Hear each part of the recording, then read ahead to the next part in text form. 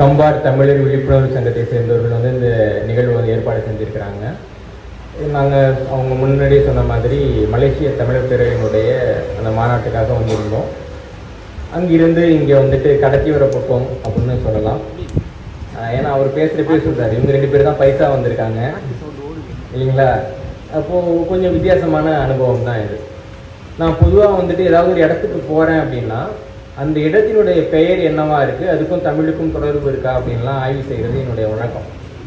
Compare அப்படின்னு ஒரு பகுதி இருக்குது மலேசியாவில், அங்கே கூப்பிட்டுருக்காங்க அப்படின்னு வர்றப்பயே இந்த பெயருக்கு வந்து என்ன காரணம், யார் யாரெல்லாம் அது அவங்க பெயர் அப்படின்னு சொல்லியிருக்காங்கன்னு நான் பார்த்தேன். பார்க்குறப்போ சீனர்கள் வந்துட்டு கம்பார் வந்து எங்களுடைய சொல் தான், நாங்கள் வந்து கம்பம்ன்ற மாதிரி ஒரு சொல் வச்சுருக்கோம், அப்படின்னா வந்து தங்கம்னு அர்த்தம், அதனால் இது வந்து சீன மொழியிலேருந்து வந்த சொல் தான் அப்படின்னு சீனர்கள் வந்து சொல்லிகிட்டு இருக்காங்க. இன்னொரு பக்கம் வந்துட்டு இந்தோனேஷியாவில் இருக்கிறவங்க இது எங்களுடைய மொழி சொல் தான், எங்கள் மொழியிலேன்னா கம்பார்னு ஒரு சொல் வந்துச்சு அப்படின்றாங்க. சீன மொழியிலையும் கம்பார்னு ஒரு சொல் கிடையாது, இந்தோனேஷியா மொழியிலையும் கம்பார்னு ஒரு சொல் கிடையாது. இவங்க 2 பேரும் சொல்கிறாங்கல்ல, அப்போ நம்மளாம் என்ன பண்ணுறோன்னா உட்காந்து வேடிக்கை பார்த்துட்டு இருக்கோம் இல்லைங்களா. முதல் வேலையாக நம்ம என்ன பண்ணணும்னா நம்ம மொழியில் போய் கம்பார்னு ஒரு சொல் இருக்கான்னு பார்க்கணும்ல. பார்க்கணுமா இல்லையா? தமிழில் கம்பார்னு ஒரு சொல் இருக்கா இல்லையா?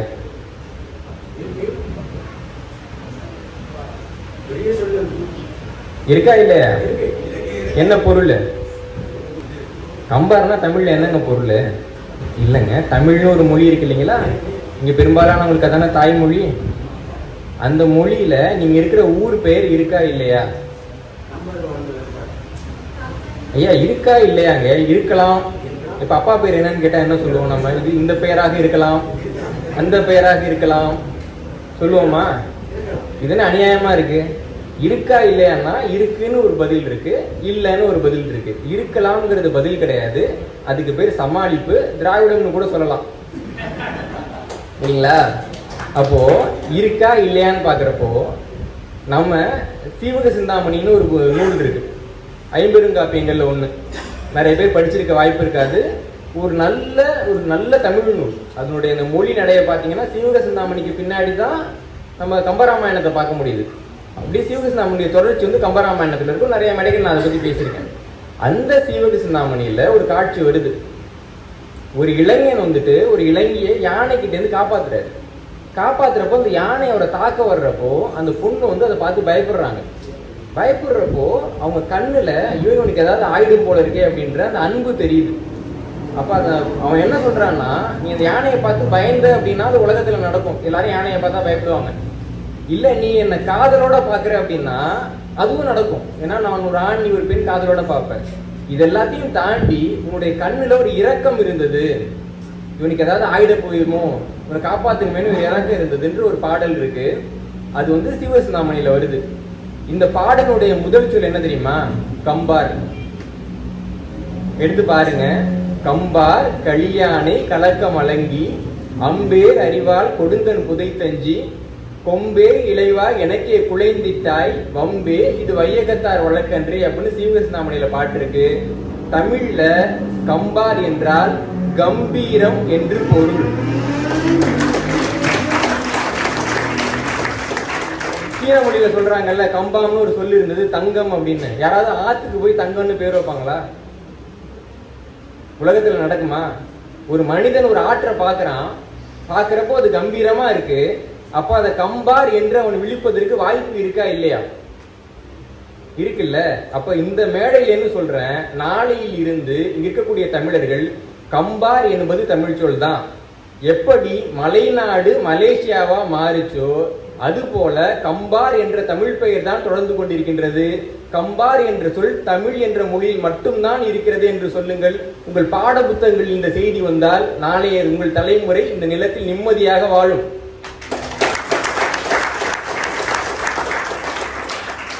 இந்த மறைக்கப்பட்ட தமிழர் வரலாறு அப்படின்னு பேசுறப்பே நம்ம வெட்கப்பட வேண்டிய ஒரு விஷயம், மறைக்கும் வரை வேடிக்கை பார்த்த தமிழர் வரலாறும் நமக்கு இருக்கு.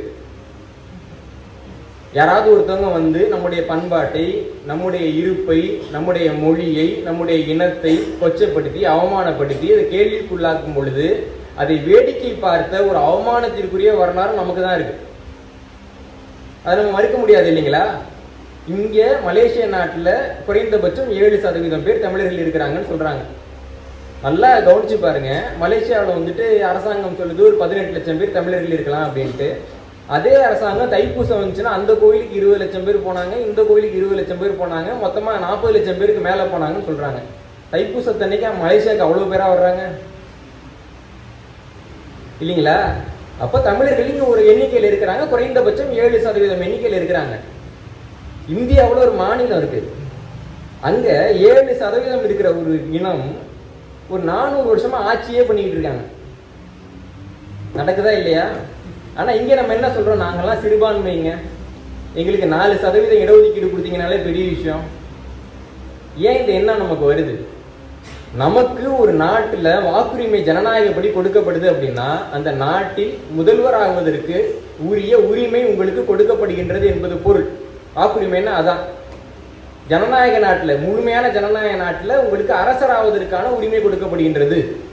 மன்னராட்சி இருக்கக்கூடிய நாடுகளில் உங்களுக்கு முதலமைச்சர் ஆகுவதற்கான உரிமை கொடுக்கப்படுகின்றது. ஆனால் நம்ம என்ன நினைக்கிறோம்னா, இல்லை எனக்கு வந்து முதலமைச்சரை தேர்ந்தெடுக்கிற உரிமை தான் இருக்கு, முதலமைச்சர் ஆகிறதுக்கான உரிமையும் இல்லை, தகுதியும் இல்லை என்று நம்மை நாமே தாழ்த்திக் கொள்கிறோம். அதனால தான் நம்ம காலப்போக்கில் காணாமல் போகிறோம். ஜான் எஃப் கென்னடி உங்களுக்கு தெரியும், அமெரிக்காவினுடைய அதிபராக வந்தார். அவருக்கு வந்து அவங்க அப்பா சொன்ன ஒரு விஷயம் என்னன்னா, ஒரு நாள் அவர் போய் ஒரு விளையாட்டை வேடிக்கை பார்க்குறாரு. உங்கள் அப்பா கேட்குறாரு, இந்த விளையாட்டை நீ வேடிக்கை பார்க்குறியே, நீ இந்த விளையாட்டை நாளைக்கு போய் கிரவுண்டில் விளையாடுவேன்றாரு. இல்லை நான் போய் விளையாட போகிறதில்ல. சரி, நீ விளையாட போனேன்னா உடனே கேப்டன் ஆக்குவாங்களா? இல்லை, என் வயசுக்கு நான் இன்னொரு 5-6 வருஷம் தான் விளையாடுவேன், இப்போ விளையாட போனாலே நான் கேப்டன் ஆகிறதுக்கு வாய்ப்பு இல்லைன்னப்போ உங்கள் அப்பா தலையில் தட்டி, உன்னால் ஒரு விளையாட்டுக்கு கேப்டன் ஆக முடியாதுன்னா அதை வேடிக்கை பார்க்குறது தப்புன்றாரு.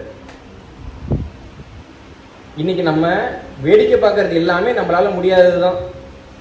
தமிழ்நாட்டில் உட்காந்து கிரிக்கெட்னு ஒன்று பார்ப்பானுங்க. கிரிக்கெட் அணியில் முழுக்க முழுக்க தமிழர் அல்லாதவர்கள். எதுக்கு உட்காந்து நீ இந்த கிரிக்கெட்டை பார்க்குற? உன் தரப்பில் யாராவது அந்த கிரிக்கெட்டை விளையாடுறான்னா உன்னை விளையாட போனால் உன்னை உள்ளே விடுவானா? விடமாட்டான்ல. அப்போ கடைசி வரைக்கும் வேடிக்கை பார்க்கக்கூடிய ஒரு இனம். நம்ம போய் விளையாடணும், நம்ம மேலே வரணும், நம்ம தலைமை தாங்கணும் என்ற ஒரு எண்ணம் இல்லாத இனமாக தமிழர் இனம் மாறிக்கொண்டே இருக்கின்றது. இந்த மலேசியா நாட்டுக்கு வந்தால் சில பேர் சில மக்களை குறை சொல்கிறாங்க, நல்லா சொகுசாக இருக்காங்க, நம்மலாம் கஷ்டப்பட்டு வரி கட்டுறோம் அப்படின்னு. தமிழ்நாட்டில் நம்ம அந்த மாதிரி சொகுசாக இருக்கோங்க? வெக்கமா இல்லை நமக்கு? தமிழ்நாட்டினுடைய வரலாறு எவ்வளவு பழமையானது. ஒரு 2000 ஆண்டுகளுக்கு முன்பாக வடக்கில் இருக்கக்கூடிய மன்னர்கள் தமிழ் மன்னர்களை பற்றி தப்பா பேசிட்டாங்கன்ற ஒரே காரணத்துக்காக இமயம் வரைக்கும் 3 தடவை போயிட்டு வந்தோம். நம்ம முடிஞ்சா என்னை தடுத்து பாடுறா, உன் நாட்டுக்கு வர்றேன். இப்போ ராஜேந்திர சோழனை பற்றி பேசிக்கிட்டு இருக்கோம். அவருக்கு வந்து ஒரு பெரிய ஒரு இடத்த வெட்டுறப்போ அவருக்கு தண்ணி வேணும்னா அங்கேயே எடுக்கலாம். தண்ணி எல்லா இடத்துலையும் கிடைக்கல. தமிழ்நாட்டில் இப்போ தான் தண்ணி இல்லை, அப்போ நிறையா தண்ணி இருந்துச்சு. ஆனால் கங்கைக்கு போயிட்டு தண்ணி கொண்டு வந்து அந்த இடத்துல நான் சேர்த்துட்டு அது கங்கை கொண்ட சோழபுரமாக மாற்றுவேன்ற அந்த உறுதி ஏன் வந்தது? வடக்கில் இருக்கிறவங்கலாம் நம்ம பார்ப்போம். நம்ம வந்து இங்கே இந்தியாவினுடைய வரலாறுன்னு ஒரு வரலாறு சொல்லுவாங்க. முகமது கஜினி இந்தியாவின் மீது படையெடுத்தார், அசோகர் இந்தியாவை ஆட்சி செய்தார். முகமது கஜினி தமிழ்நாட்டுக்கு வந்தாரா? இல்லை அசோகர் தமிழ்நாட்டை ஆட்சி செஞ்சாரா? தமிழ்நாடு என்பது அசோகருக்கு அண்டை நாடு.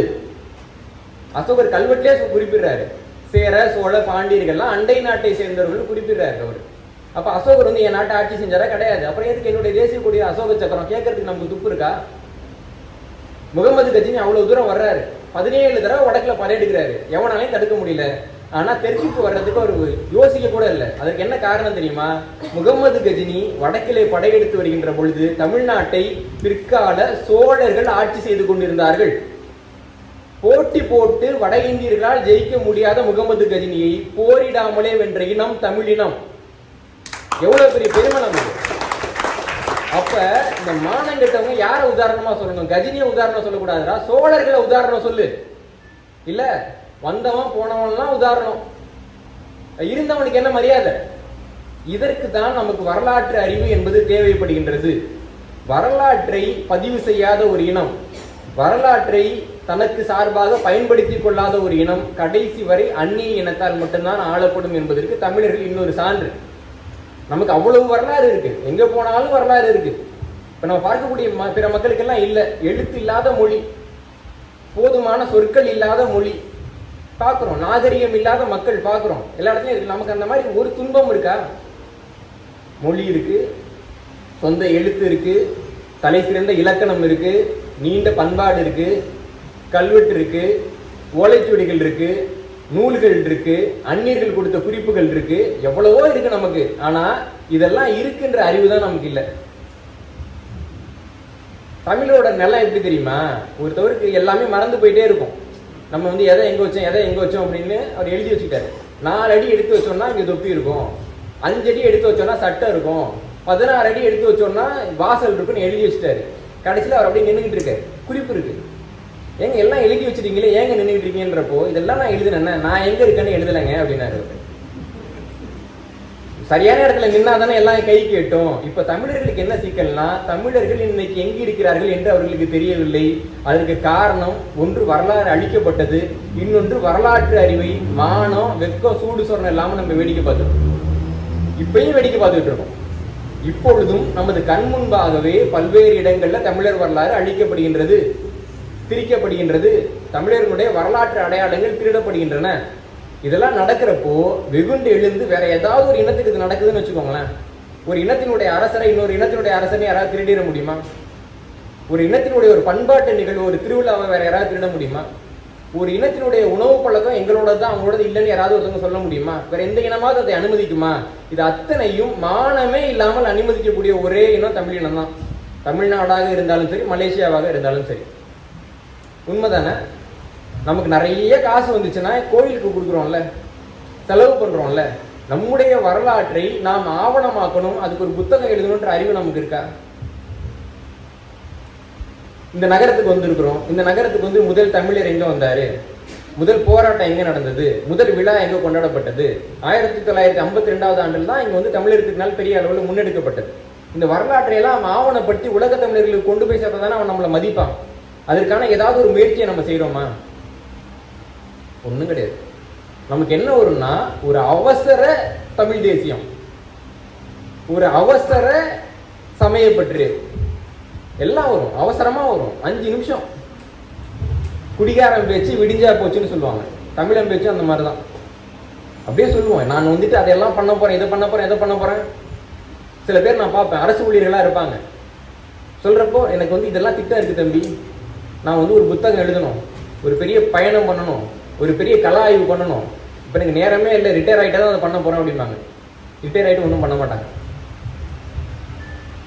மனிதன் வந்து அவனுடைய பழக்கங்களுக்கு அடிமைப்பட்ட ஒரு மிருகம். வேலை பார்க்குறப்ப நீங்க பண்ணாத எதையும் நீங்க ரிட்டையர் ஆகிட்டு பண்ண முடியாது, எழுதி வச்சுக்கோங்க. நம்ம யாராவது சொல்றோமா, எனக்கு சாப்பிட்றதுக்கு நேரம் இல்லைங்க, ரிட்டையர் ஆகிட்டு சாப்பிட்டுக்கிறேன். 3 வேளை சாப்பிட்றோம் இல்லையா? நடக்குதா இல்லையா? ஒரு வேலை பார்க்குறோம், அதுக்கு நமக்கு தகுதிப்படுத்திக்கணும்னா வாசிக்கிறோமா இல்லையா? பண்றோம்ல. நேரமே இல்லை, ஆனால் எல்லா தமிழ் திரைப்படமும் பார்த்துடுறோம். நேரமே இல்லை, இசை நிகழ்ச்சியெல்லாம் சரியாக கேட்டுடுறோம் இல்லையா? நேரமே இல்லை, 3 வேளை சாப்பிட்றோம். நேரமே இல்லை, 8 மணி நேரம் தூங்குறோம். நேரமே இல்லை, அடுத்தவனை பற்றி ஒவ்வொரு நாளும் 1.5 மணி நேரம் பேசுகிறோம். ஆனால் தமிழுக்கு ஏதாவது செய்யணும்னா மட்டும்தான் உண்மையிலே நமக்கு நேரம் இல்லை. ப்ரியாரிட்டின்னு சொல்லுவாங்க ஆங்கிலத்தில், முன்னுரிமை. எதுக்கு நாம முன்னுரிமை கொடுக்குறோமோ அதுதான் நம்ம முடிவு செய்யும். இதே மலேசியாவில் சீனர்கள் மலை ஏறிக்கிட்டு இருக்காங்கல்ல, அதனால தானே அவங்க நீண்ட காலம் வாழ்றாங்க. நம்மளும் அதே மலேசியாவில் தானே இருக்கிறோம், அதே மலை தானே இருக்கு, அதே கை கால் தானே நமக்கும் இருக்கு. நம்ம ஏன் ஏறல? நேரம் இல்லை. சீனாக்காரங்களுக்கு மட்டும் 26 மணி நேரம் இருக்குல்ல. நம்ம இந்தியாவில் பிறந்துட்டோம், பாவம் 24 மணி நேரம். மலேசியாவுக்கு வந்ததுனால நம்ம 24 மணி நேரத்துக்கு கொண்டு வந்துட்டோம். சீனாவில் பிறந்தா கூடுதல் நேரம் கிடைச்சிருக்கும். நேரம் இல்லை இல்லைங்களா? அப்போ நம்ம வந்துட்டு அந்த முன்னுரிமையை மாற்றிக்கணும்.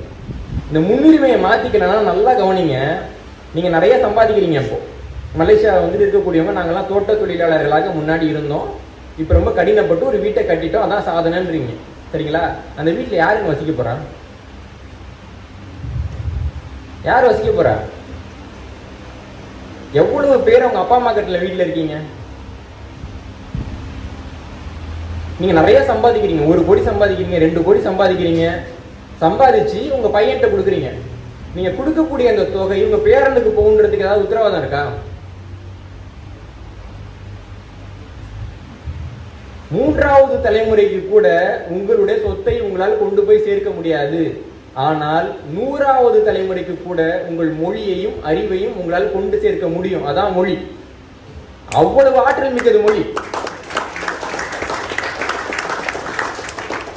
ஆனால் நம்ம என்ன பண்ணுறோம், 3வது தலைமுறைக்கு கொண்டு போய் சேர்க்க முடியாத சொத்தை சேர்க்கிறோம், 100வது தலைமுறைக்கு கொண்டு சேர்க்க முடிந்த தமிழை அழிக்கிறோம்.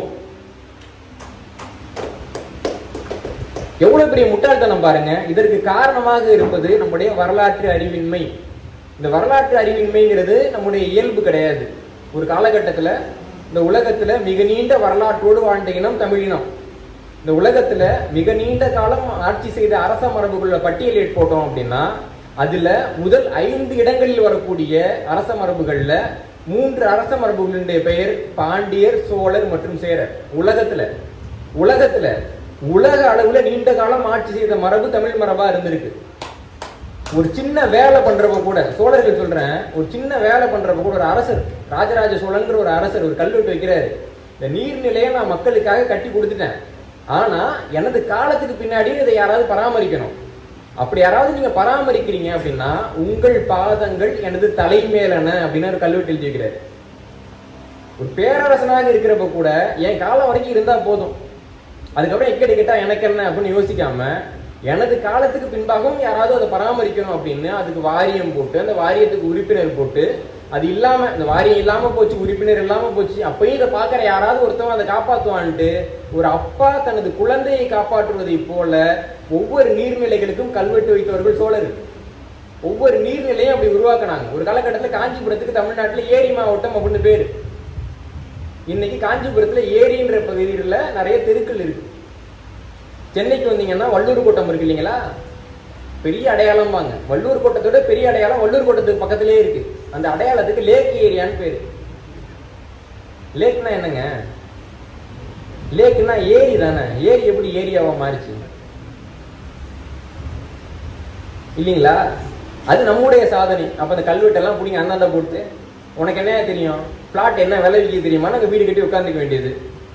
அப்போ தண்ணி வர்றப்போ இந்த டிசம்பர் மாதம் வரும், நீங்கள் எல்லாம் செய்தியில் தொலைக்காட்சியெல்லாம் பார்க்க தான் போறீங்க, நாங்களும் பார்க்க தான் போகிறோம். அப்போ வந்துட்டு திட்ட வேண்டியது யாருக்கு இழப்பு? தமிழர்களுடைய வரலாற்று அறிவின்மை, தமிழின உணர்வின்மை, தமிழ் மொழி அறிவின்மை, இவற்றின் காரணமாக நாம் இழந்தது மிக மிக அதிகம். சங்க இலக்கியங்கள் எழுதப்பட்ட காலகட்டத்திலேயே தமிழ்நாட்டில் 5 வெளிநாட்டவர்கள் இருந்திருக்கிறாங்க. வெவ்வேறு நாட்டை சேர்ந்த கிரேக்கத்திலிருந்து ரோமானியத்திலிருந்து ஆட்கள் வந்திருக்கிறாங்க. அப்பவே அரசர்களுடைய அரசவையில பாத்தீங்கன்னா இப்படி வரக்கூடியவங்களுடைய மொழிபெயர்ப்பை சொல்றதுக்குன்னு மொழிபெயர்ப்பு குழுக்கள்லாம் இருந்திருக்கு. வர்றவங்க வந்து இந்த மொழியை கத்துக்க மாட்டாங்கல்ல, அதனால இந்த மொழி தெரியட்டும் அப்படின்னு. நம்முடைய புகார் பட்டத்துல பாக்குறப்போ கிரேக்க நகரத்திலேருந்து வந்த யவனர்கள் வந்துட்டு வாயில் காவலர்களாக வேலை பார்த்திருக்கிறாங்க. மதுரை நகரத்துல பாக்குறப்போ அங்க மதுரை நகரத்துல இருக்கக்கூடிய அந்த இரும்பு பொருட்கள் வந்து பாத்தீங்கன்னா ரோமாபுரியிலேருந்து உருவாக்கப்பட்டு இங்க வந்திருக்குது. பாண்டிய அரசர் ரோமாபுரிக்கு வந்து ஒரு தூதுவர் அனுப்பியிருக்கிறாரு 2000 வருஷம் முன்னாடி. மொழியியலாளர்கள் வந்துட்டு சில சொற்களுக்கு நடுவில் ரொம்ப வித்தியாசமான தொடர்புகள் இருக்கிறத பாக்குறாங்க.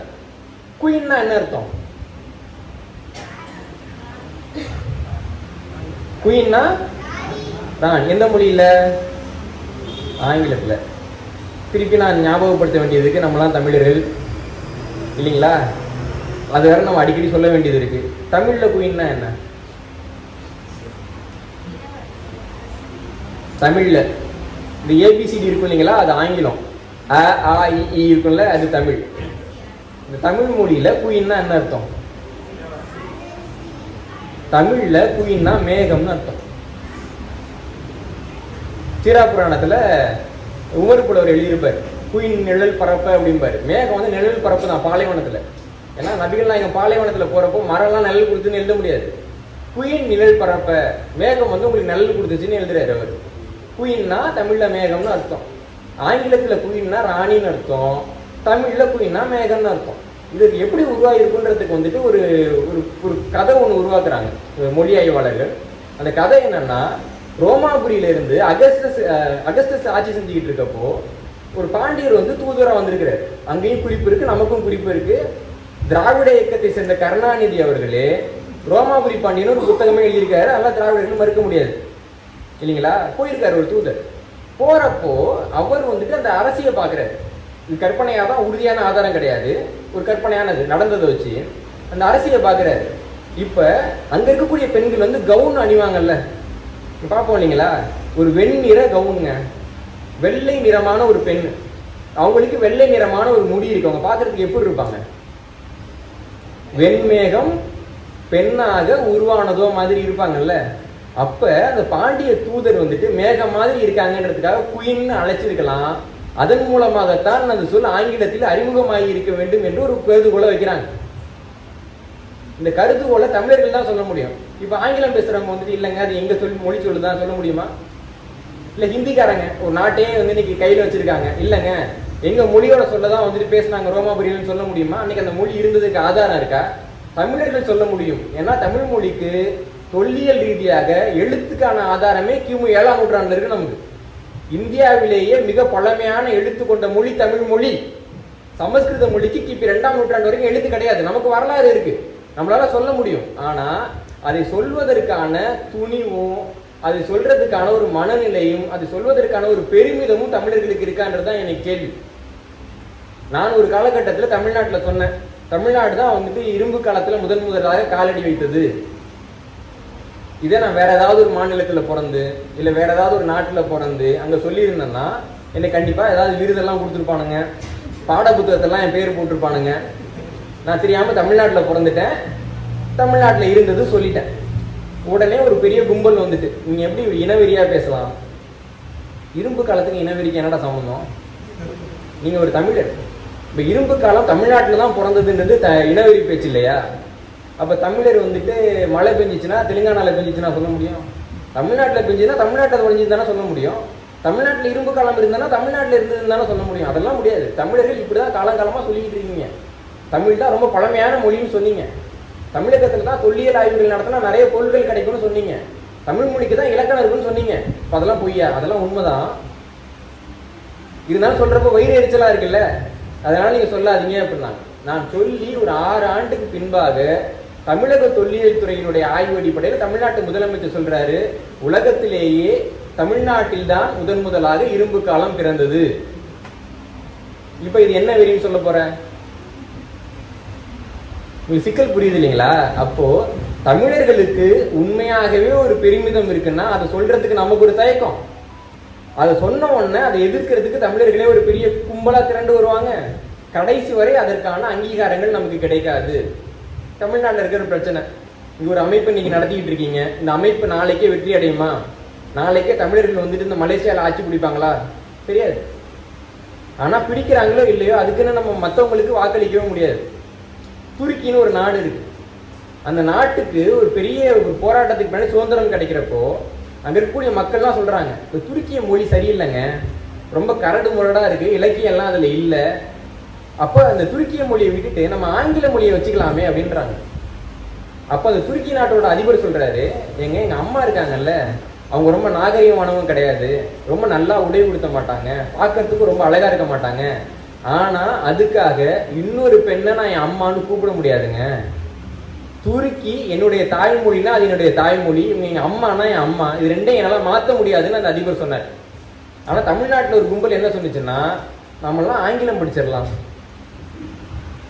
கல்ல விட்டு அடிச்சிருக்க வேணாம், அவங்கள ஓட்டு போட்டோம் இல்லைங்களா? இப்போ நீங்கள் பலனை அனுபவிச்சுட்டு இருக்கோம். அப்போ இப்படிப்பட்ட ஒரு மொழி விரோத ஒரு இன விரோத கருத்துக்கள் வர்றப்போ அதை எதிர்த்து சான்றாதாரங்களை காட்டி போராட வேண்டியது யாருன்னா நாம தான்.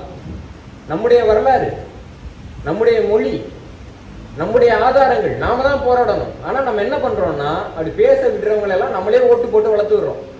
இன்னும் நல்லா என்ன திட்டு, நேற்று என்ன திட்டுனல்ல, அதை விட அற்புதமாக எங்கள் அப்பனை திட்டணும், அதுக்கு அடுத்த நாள் எங்கள் தாத்தாவை திட்டு, நம்ம காதுக்குள்ளே கேட்டு உட்காந்துருக்கோம். இதுக்கு காரணம் என்னன்னா நமக்கு இருக்கக்கூடிய இந்த உளவியல் மாற்றம். ஒரு 800 ஆண்டுகளாக ஒரு அடிமைத்தனத்திலே இருந்ததுனால இப்போ சில இடத்துலலாம் பார்த்தீங்கன்னா சில கைதிகளை வந்து ஆயுள் தண்டனையில் போட்டுருவாங்க. ஒரு நாள் வந்துட்டு ஒரு ஏதாவது ஒரு தலைவர் பிறந்தனால அவங்க திடீர்னு விடுதலை பண்ணுறாங்க. அப்போ அந்த கைதி என்ன சொல்லுவாங்கன்னா, தயவு செஞ்சு என்ன ஜெயிலே போட்டுருங்க, வெளில போனால் ரொம்ப விலைவாசியெல்லாம் அதிகமாக இருக்குது, நான் எப்படி வாழ போகிறேன்னு தெரியல, வேலைலாம் பார்க்கணும்னு சொல்கிறாங்க. நடந்துருக்கு நாட்டில். அதை போன்ற ஒரு மனநிலை தான் தமிழர்கள்ட்ட இருக்குது. எப்போ உனக்கு வந்து இவ்வளோ வரலாறு இருக்குது, இவ்வளோ பண்பாடு இருக்குது, உலகத்திலே சிறந்த மொழி பேசுகிற பண்பாடு வச்சுருக்கே அப்படின்னு சொன்னால், ஐயோ அதெல்லாம் எனக்கு வேணாங்க, என்ன ஏதாவது கொத்தடிமன்னு சொல்லுங்கள், நான் ஒத்துட்டு உட்காந்துக்கிறேன், எனக்கு அதான் பழக்கம் சொல்கிறோமா இல்லையா? அப்போ இந்த மனநிலையில் இருந்து நாம் முதல்ல விடுதலை பெறணும். அடுத்தவங்க நம்முடைய வரலாற்றை மறைத்தார்கள் என்பது உண்மைதான். ஆனால் அந்த வரலாற்றை மறைக்கும் பொழுது அதை வேடிக்கை பார்த்தோம்ன்றதும் உண்மைதான். இன்றைக்கும் கூட சொல்றேன், தமிழ்நாட்டில் அகழாய்வு நடந்திருக்கு, அந்த அகழாய்வு நடந்திருக்கு, இந்த அகழாய்வு நடந்திருக்கு, மத்திய அரசாங்கம் மறைச்சிட்டுலாம் சொல்லிட்டு இருக்காங்கல்ல. நான் இங்கே மலேசியாவில் வந்து பார்த்தேன், இங்கே குறிப்பிடப்பட்ட பெரும்பாலான இடங்கள்ல அகழாய்வு நடந்திருக்கு. இங்கேயும் அகழாய்வு குறைச்சலாக நடந்திருக்குன்னு கருதக்கூடியவர்கள் இருக்கிறாங்க. ஆனால் நல்ல அகழாய்வு நடந்திருக்கு இந்த இடத்துல. அந்த அகழாய்வு முடிவுகளை வந்து பாரபட்சம் இல்லாமல் அவங்க காட்சிப்படுத்தி இருக்கிறாங்க. நம்ம அதை மறுக்க முடியாது. இதோ சோழர்கள் வந்தாங்க, இந்த பேர் வந்து சோழர் கல்வெட்டில் இருக்கு பாருங்க, இது வந்து கட்டுமானம் இருக்கு பாருங்கன்னு நமக்கு காட்சிப்படுத்துறாங்க. தமிழ்நாடுங்கிற ஒரு மாநிலத்தில் ஒட்டுமொத்தமாக கண்டறியப்பட்ட தொல்லியல் தலங்கள்ல எத்தனை சதவீதம் தலங்கள்ல அகழாய்வு நடந்திருக்குன்னு நினைக்கிறீங்க? எத்தனை சதவீதம் இருக்கும்? குறைச்சலா ஏதாவது ஒன்று சொல்லுங்களேன். 5 0.3.7 0.7 0.7 இன்னும் குறைச்சலா 0.5% கீழே தான் தமிழ்நாட்டில் அகழாய்வு நடந்திருக்கு. ஒட்டுமொத்தமாக கண்டறியப்பட்ட அகழாய்வு களங்கள்ல அரசாங்கமும் மத்திய தொல்லியல் துறையும், தமிழக அரசாங்கம், மத்திய அரசாங்கம், தனியார் நிறுவனங்கள், அப்புறம் வந்துட்டு பல்கலைக்கழகங்கள், மாணவர்கள் எல்லாம் சேர்ந்து ஒட்டுமொத்தமாக தொல்லியல் பண்ணி ஆய்வு பண்ணி கிழிச்சது இருக்குல்ல, 0.5 விழுக்காட்டுக்கு கீழே. இவ்வளவுதான் தமிழர் வரலாறு வெளில வந்திருக்கு. இதுவும் கூட தானா வரல. இப்போ சொல்றப்ப அகழாய்வு நடந்துன்னு சொல்றாங்கல்ல, அகழாய்வு நடக்கிறதுக்காக யார் இலவசமா நிலம் கொடுத்தாங்க, அகழாய்வு நடக்கணும்னு யார் முதலாக பெட்டிஷன் போட்டாங்க, இந்த இடத்துல ஒரு தொல்லியல் பரப்பு இருக்குன்னு யார் முதலாக கண்டறிஞ்சார், ஏதாவது ஒன்று சொல்றாங்களா நமக்கு? இப்ப இதுக்கு போராடினவங்களாம் இழிச்சவன். 1972 ஆண்டுல இருந்து கீழடியில் அகழாய்வு நடக்கணும்னு போராட்டம் நடக்குது. 2000க்கு பின்னாடி அதுக்கு கால் வச்சவங்க பேர் மட்டும்தான் நமக்கு தெரியும், தமிழ்நாட்டில் தெரியும். அதுக்கு முன்னாடி போராடினவங்க யாரு தெரியாது. நம்ம தெரிஞ்சுக்கிறதுக்கு ஆசையும் படுறது இல்லை இல்லைங்களா? அப்ப இது என்ன மனநிலை?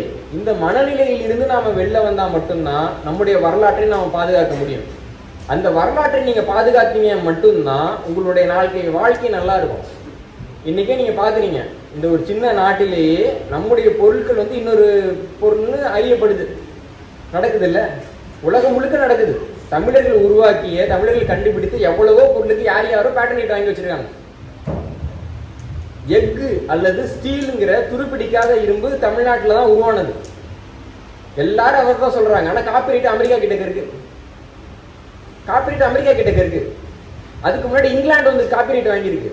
தமிழ்நாடு காப்பிரைட் வாங்கியிருக்காங்கன்னா கடைசி வரைக்கும் வாங்கலைங்க. யோசிச்சு பாருங்க, இந்த உலகத்திலேயே மிக அதிகமாக பயன்படுத்தப்படக்கூடிய உலோகம் இரும்பு. அந்த உலோகத்தை கண்டுபிடிச்சவன் தமிழன் இல்லைங்களா? அப்ப அந்த உலோகத்துக்கான காப்புரிமை யாருக்கு கிடைக்கணும்? தமிழருக்கு கிடைக்கணுமா இல்லையா? ஏதாவது கிடைக்குதா முதல்ல நமக்கு? சரி, கிடைக்கல, எனக்கு இவ்வளவு காப்புரிமை தொகை இவ்வளவு வர வேண்டியது இருக்கு, அது வரல அப்படின்னு சொல்லக்கூடிய அறிவு நமக்கு இருக்கா? இல்லையே. அப்போ கண்டுபிடிப்பு என்பதை ஏதோ ஒரு விஷயம் நடந்திருக்குது, யாராவது ஒருத்தவங்க தொல்லியல்ல பேசுறாங்கன்னு எடுத்துக்காம அது எவ்வளவு தூரம் நம்ம கொண்டு போய் சேர்க்கும் அப்படின்னு நம்ம பார்க்கணும். இப்போ நம்ம இந்த நாட்டில் இருக்கிறப்ப உங்களுக்கு புரியுது இல்லை? ஒருத்தவங்க நாங்க தான் அந்த மண்ணுக்கு வந்து முதல்ல வந்தோம்னு சொல்றதுனுடைய வரலாற்று ரீதியான சாதகம் என்னன்னு நமக்கு புரியுது இல்லை? அப்ப அதற்கான சாதகங்கள் நமக்கு இருக்கானா? நிறைய இருக்கு. நம்ம என்ன பண்றோம்னா, நமக்கு தான் நிறைய வரலாறு இருக்குல்ல, கொஞ்சம் தானே அவங்க கேட்குறாங்க, அவங்களுக்கு கொடுத்துருவோம். பாவம், வரலாறு இல்லாமல் ரொம்ப கஷ்டப்படுறாங்க. இதுக்கு நலன் தானே, பரவாயில்ல, அவங்க வச்சுட்டு போறாங்க. இன்னும் விட்டா எதெல்லாம் கொடுப்போம்னு தெரியல. ஒரு பெரிய தலைவர் வந்து 21ஆம் பக்கத்தில் என்னென்னமோ கொடுப்பாங்கன்னா சொல்லியிருக்காரு. நடந்தாலும் நடக்கும் போல இருக்கு நாட்டில். அப்போ எதை விட்டு கொடுக்கறது, எதை விட்டு கொடுக்காம இருக்கிறதுன்ற ஒரு அறிவு நமக்கு வேணுமா வேணாமா? அந்த அறிவு நமக்கு ஆய்வு மனப்பான்மையில இல்லவே இல்லை. யார் வேண்டுமானாலும் எதை வேண்டுமானாலும் தமிழருக்கு சொந்தமானதே அவர்களுடையது என்று உரிமை கொண்டாடி கொள்ளலாம். தமிழர்கள் அதை எதிர்க்க போவதே கிடையாது. இதுதான் இன்னைக்கு இருக்கக்கூடிய பெரிய பிரச்சனை. இந்தியாவில் பார்க்குறாங்க, தமிழர்களுடைய எல்லாத்தையும் மற்றவங்க எடுத்துக்கிறத தமிழர்கள் வேடிக்கை பார்க்குறாங்க. மற்ற நாடுகளையும் பார்க்குறப்ப தமிழர்கள் வேடிக்கை பார்க்குறாங்க. அப்போ நம்ம நாட்டில் நம்ம எடுத்துக்கிட்டாலும் தமிழர்கள் வேடிக்கை பார்ப்பாங்கன்ற ஒரு உறுதியை நாம் அவர்களுக்கு உருவாக்குகின்றோம். இந்த உறுதியை உருவாக்கி நம்ம கொடுக்க கொடுக்க கொடுக்க நாம் வந்து மேலே வர போகிறதே கிடையாது. இப்போ தமிழர்களுடைய வரலாற்று ஆதாரங்கள்லாம் நிறைய இருக்கு. இந்த இரும்பு காலம் தொடர்பான ஆய்வுகள் மட்டுமே தமிழ் மொழியினுடைய பழமை, தமிழர்களுடைய பழமை வந்துட்டு கிமு 3000க்கு மேலன்னு கொண்டு போயிட்டு, அது இல்லாம இந்த உலகத்துல முதலாக கார்பன் நானோங்கிற பொருளை பயன்படுத்தியவர்கள் தமிழர்கள். கிமு 6ஆம் நூற்றாண்டில் தமிழர்கள் கார்பன் நானோவை பயன்படுத்தினார்கள்ங்கிறது தொல்லியல் ரீதியாக ஆதாரம் கிடைச்சிருக்குது. அறுவை சிகிச்சைகள் நமக்கு சங்க காலத்துல நடந்திருக்குன்றதுக்கான ஆதாரங்கள் நமக்கு இலக்கியத்திலையும் இருக்கு, மண்டையோடு நமக்கு அகழாய்வில் கிடைச்சிருக்குது. அந்த அறுவை சிகிச்சைக்கு பயன்படுத்தப்பட்ட கத்திகளும் மருத்துவ உபகரணங்களும் நமக்கு அகழாய்வில் கிடைச்சிருக்குது. இப்படி தமிழர்களுக்கு சொந்தமான வரலாறு நிறைய இருக்கு, வரலாற்று ஆதாரங்கள் நிறைய இருக்கு. தமிழ்நாட்டில் பாறை ஓவியங்கள்னு சொல்லுவாங்க. முன்பு இருந்த மக்கள் வந்துட்டு பாறைகளில் வந்துட்டு ஓவியமா வரைவாங்க. ஒரு வீடு கட்டக்கூடிய கலாச்சாரத்துக்கு முன்பாக இருந்த மக்கள் அந்த பாறை ஓவியங்கள் அவ்வளவு செய்தி இருக்கு. இந்த இடத்துல நான் ஒரு விஷயத்தை பதிவு பண்றேன். என்னன்னா, இந்த உலகத்துல மிக பழமையான நாட்காட்டியில ஒண்ணு தமிழ்நாட்டில் பாறை ஓவியத்துல பதிவு செய்யப்பட்டிருக்கு. பாறை ஓவியத்துல இன்னைக்கு இருக்கக்கூடிய அதே நாட்காட்டிக்கான அடிப்படை சூத்திரம் வந்து தமிழ்நாட்டில் பாறை ஓவியத்துல பதிவு செய்யப்பட்டிருக்கு. காளையார் கோவில்ங்கிற ஒரு ஊர் கிட்டக்க கிமு 3000வது ஆண்டை சேர்ந்த அல்லது அதற்கு முற்பட்ட பழங்கால காலக்கணிப்பு கருவி கண்டுபிடிக்கப்பட்டிருக்கு. காலத்தை கணிக்கிறதுக்கான கருவி தமிழர்கள் உருவாக்கின கருவி. கிமு 3000 சேர்ந்த வரலாற்று பொருட்களே தமிழ்நாட்டில் அவ்வளவு அதிகமாக கிடைக்குது. ஆனா இது என்ன பொருள், என்ன வரலாறுன்னு நமக்கே தெரியாது. முதல்ல மற்ற நாட்டுல என்ன நடக்கும்னா, வெள்ளைக்காரன் அந்த நாட்டுக்கு போயிட்டு மக்கள் கிட்டக்க உங்க வரலாறு என்னன்னு கேட்பாங்க, மக்கள் சொல்லுவாங்க. தமிழ்நாட்டில் எப்படின்னா, வெள்ளைக்காரன் வந்தான்னா இங்க வரலாறு எங்களுக்கு சொல்லுங்க. உண்மைங்க, உண்மை. தஞ்சாவூர்ல பெரிய கோயில், ஒரு பெரிய கோயில் இருக்கு இல்லைங்களா, அது யார் கட்டினதுன்னு தமிழர்களுக்கு ஒரு காலகட்டத்தில் தெரியல. ஜியோ போப் அந்த காலகட்டத்தில் தஞ்சாவூர் பெரிய கோயில் யார் கட்டினாங்கன்னு தெரியாது. அவர் சொல்றாரு, இது யார் கட்டினாங்கன்னு தெரியல, ஏதோ வந்து ஒரு ராஜா சொல்றாங்க, அந்த ராஜா வந்துட்டு ஒரு குஷ்டம் வந்ததுக்காக அந்த கோயிலை கட்டினாருலாம் இருக்கலாம், அதுக்கு ஆதாரம் இல்லைன்னு எழுதுறாரு. ஜியோ போப் எழுதுறாரு. அவர் காலகட்டம் வரைக்கும் கூட இது யார் எழுதுனாங்கன்னு உறுதியா தெரியல. ஹூல்ஸ் அப்படிங்கிற ஒரு ஜெர்மானியர் வர்றாரு. அவர் டெல்லியில இருக்கக்கூடிய ஏஎஸ்ஐல நியமிக்கிறாங்க. அவர் வடக்குலேருந்து கல்வெட்டு படிச்சுக்கிட்டே வந்துட்டு இங்கே வந்து தஞ்சாவூர் பெரிய கோயில் கல்வெட்டை படிக்கிறப்பதான் ராஜராஜ சோழன்கிற பேர் தெரியுது. அவர் தான் நமக்கு சொல்றாரு, ராஜராஜ சோழன் ஒரு ராஜா இருந்தாருங்க, அவர் தான் உங்களுக்கு பெரிய கோயிலை கட்டினாரு அப்படின்ட்டு. 216 அடிக்கு உயரமா ஒரு கோயில் கட்டின ஒருத்தவன் மறக்கிறான்னா அவன மாதிரி ஒரு மடையன் உலகத்துல இருக்க முடியுமா? 216 அடி உயரமான கோயில். அவருடைய காலகட்டத்தில் சோழ நாடு தஞ்சாவூர்ங்கிறது உலகத்தினுடைய தலை சிறந்த நகரம். சோழர்களோட ஆட்சி காலகட்டத்தில் உலகத்தரமான நகரத்தை உருவாக்கியிருப்போம். 7 அடுக்கு பாதுகாப்போட சீன பயணி எழுதுறாங்க. சோழ நகரத்துக்கு போனா 7 மதில் இருக்கு. முதல் மதில கடந்து போனா இது இருக்கு, 2வது மதில கடந்து போனா அது இருக்கு, 3வது மதில கடந்து போனா இது இருக்கு, கடைசியா அரசுடைய அரண்மனை இருக்குன்னு சீனாவில் இருந்து போன ஒரு பயணி 13ஆம் நூற்றாண்டுல எழுதுறாரு. அவ்வளவு பெரிய நகரம் அது. அந்த நகரத்துல அவ்வளவு பெரிய கோயில். அதை உருவாக்கிய ராஜராஜ சோழன் எவ்வளவு பெரிய அரசன்னா, இன்னைக்கு நம்ம பெரிய அரசன்னு சொல்றோம்ல, மாவீரன் அலெக்சாண்டர் தி கிரேட் அப்படின்னு போடுவாங்க. அந்த அலெக்சாண்டருடைய படையில 1,00,000 வீரர்கள் இருந்தாங்க. அவருக்கு பேர் என்ன? Alexander the Great. அதுக்கு அடுத்து இன்னொரு மாவீரனை சொல்லணும்னா மாவீரன் நெப்போலியன் சொல்றோம் இல்லைங்களா, ஐரோப்பா முழுக்க சொல்லுவாங்க. இந்த மாவீரன் நெப்போலியனோட படையில எவ்வளவு பேர் இருந்தாங்கன்னு பாக்குறப்போ, நெப்போலியனுடைய படையெடுப்புகள் எல்லாம் ரொம்ப பெரிய படையெடுப்புங்கிறது அவருடைய ரஷ்ய படையெடுப்பு. அந்த படையெடுப்புல ஒரு 4,50,000 வீரர்களை பயன்படுத்தியிருக்கிறார். நெப்போலியன் அதிகபட்சமாக ஒரு படையெடுப்புக்கு பயன்படுத்திய வீரர்கள் 4,50,000 பேர். இப்போ சோழர்கள்னு ஒருத்தவங்க சொல்றாங்கல்ல, இந்த பேரரசனே ஒத்துக்காம சொல்றாங்கல்ல, அவங்க படையில எவ்வளவு பேர் இருந்தாங்கன்னு பாக்குறப்போ, சோழர்களுடைய காலாட்படை வந்துட்டு கர்நாடகா ஆந்திராவுடையால மேற்கு நோக்கி போறப்போ அதால பாதிக்கப்பட்ட சச்சாத்திரேயங்கிற அரசர், பாதிக்கப்பட்ட அரசர், நம்ம எழுதல, அவர் சொல்றாரு சோழருடைய காலாட்படை போனது, அதுல காலாட்படையில மட்டும் 9,00,000 வீரர்கள் இருந்தார்கள் என்று அவர் குறிப்பிடுகிறார்கள்.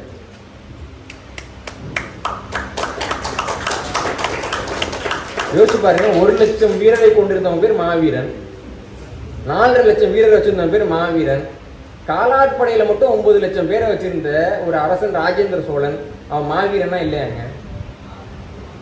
அந்த மாவீரன் 1000 ஆண்டுகளுக்கு முன்பாக வந்து நின்ற மண் இது.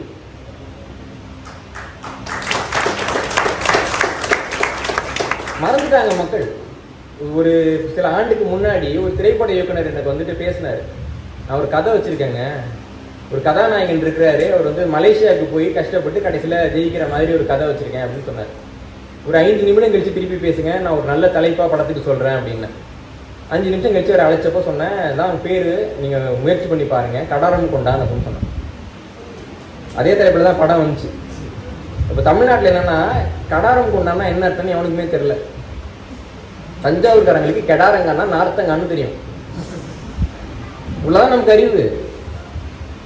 அப்போ ஒரு பெரிய ஒரு மாற்றம், இவ்வளவு தூரம் தள்ளி வந்து 1000 ஆண்டுகளுக்கு முன்பாக ஒரு அரசர் ஜெயிச்சிருக்கிறாரு, அதன் மூலமாக இருக்கு கடாரம் கொண்டான்னு பேர் வந்திருக்குது என்ற ஒரு அறிவு கூட இல்லாத ஒரு இனமாக இன்னைக்கு நம்ம வாழ்ந்துகிட்டு இருக்கோம்.